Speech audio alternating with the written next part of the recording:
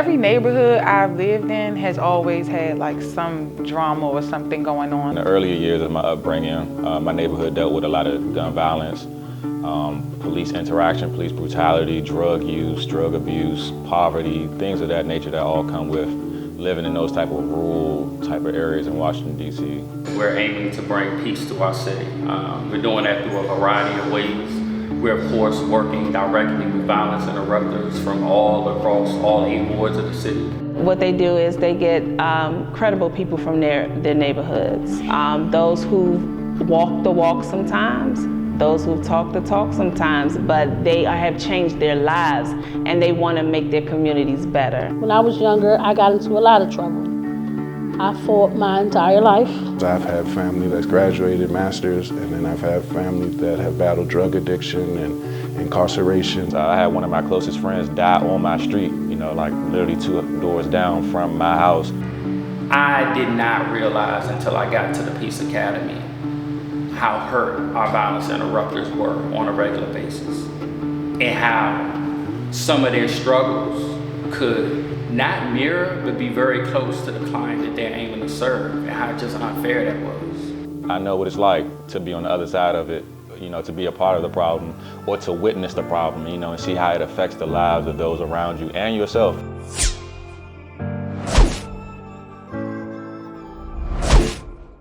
Well, I stand here with a team.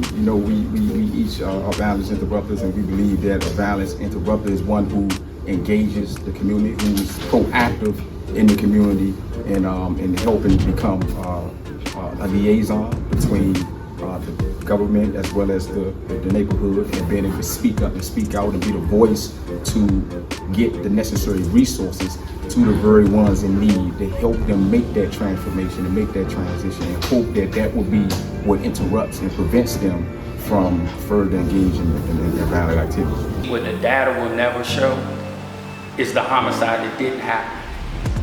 We're going to continue to be able to count the ones that happen, but a violence interrupter has the unique skill set of being able to say person A and B, don't do this. That type of skill set doesn't just happen. You got to have tools in your pocket that you're able to use, and that's what a lot of what the Peace Academy provides them as they go out here and do this impactful work. So I'd say that the Peace Academy is the one-stop shop. They can get healed with the therapy, they can learn new tactics on how to do their work, and they get a life coach. It's not like your average curriculum in school where you're learning numbers and crunching numbers, and you're doing critical thinking, you're doing problem solving, you're doing conflict resolutions, and just learning more about self-awareness, trauma, and how trauma is a product, violence is a product of trauma. Once I came into the Peace Academy, my head was all cloudy and stuff from the trauma I'm dealing with from my son being incarcerated. Kids who do go through grief and have those processes, we're able to talk about it. So on the proactive end, we're helping youth find ways to deal with their triggers without being violent. But now that I'm here inside taking the classes at Peace Academy, my mind is open to a lot of things. I can see things clear.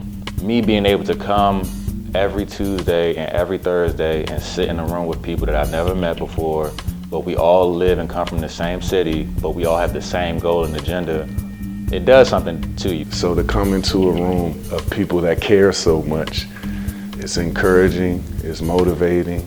I guess I find some type of solitude knowing that there's so many great people that want to do the work as well. And the fact that they're out here doing this work without a gun, without a bulletproof vest, but they don't have life insurance, they don't have medical benefits. All those inequities, they start to shine. And that's part of the fight, making sure that this is respected as a profession.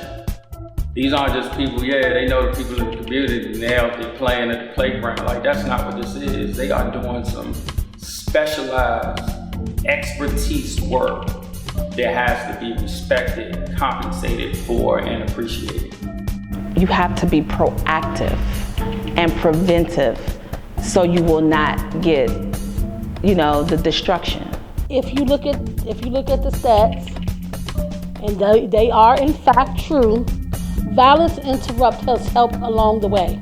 And the work is important. So if we want to see, I feel like education become better, gun violence become better, health become better, this work is just as important. Let's continue the programming. Let's continue to be the violence interrupters in the community, the outreach workers in the community. Let's continue to do all that. Let's put a plan into place. Let's get these programmings, buildings for programming, funding for programming. Let's do all this to help the children. Being able to just receive this information and being able to take it back to my neighborhood or to different neighborhoods within the city and apply it to the young people is just, it's priceless.